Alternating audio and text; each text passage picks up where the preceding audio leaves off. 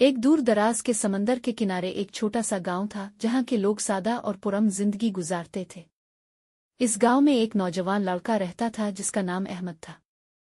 अहमद बहुत होशियार और तजस्सुस पसंद था।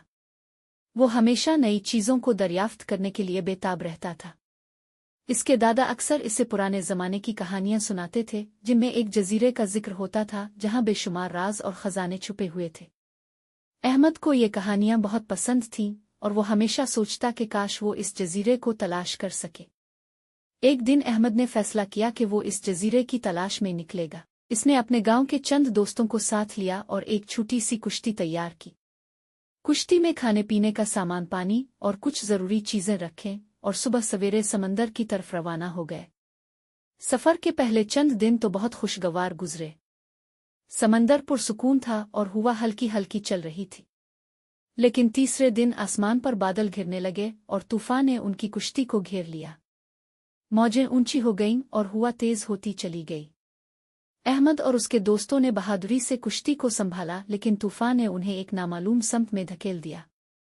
जब तूफान थमा तो अहमद ने देखा कि वो एक जजीरे के करीब पहुंच चुके हैं। जजीरा बहुत खूबसूरत था, लेकिन इस पर एक पुरअसरार खामोदी छाई हुई थी।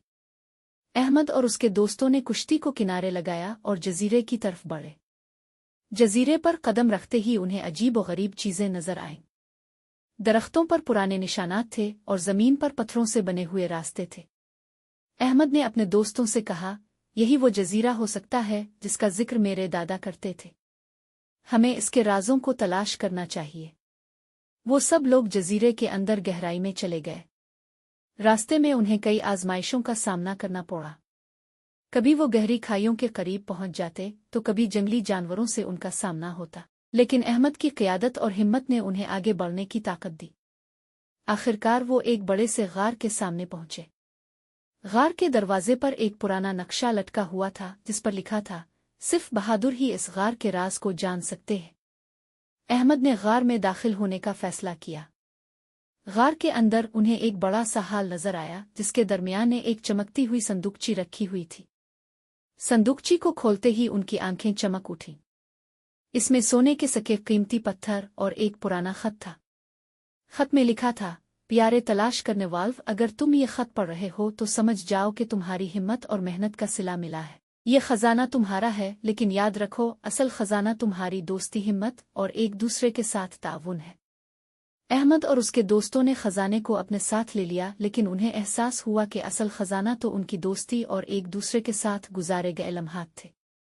वो सब लोग खुशी खुशी अपने गांव वापस आए और उन्होंने खजाने को गरीबों और ज़रूरतमंदों में तकसीम किया। इसके बाद से अहमद की जिंदगी बदल गई। वो हमेशा अपने दोस्तों के साथ मिलकर काम करता और हर मुश्किल को हिम्मत से हल करता। इसकी कहानी पूरे गांव में मशहूर हो गई और लोग इसे बहादुर अहमद के नाम से पुकारने लगे।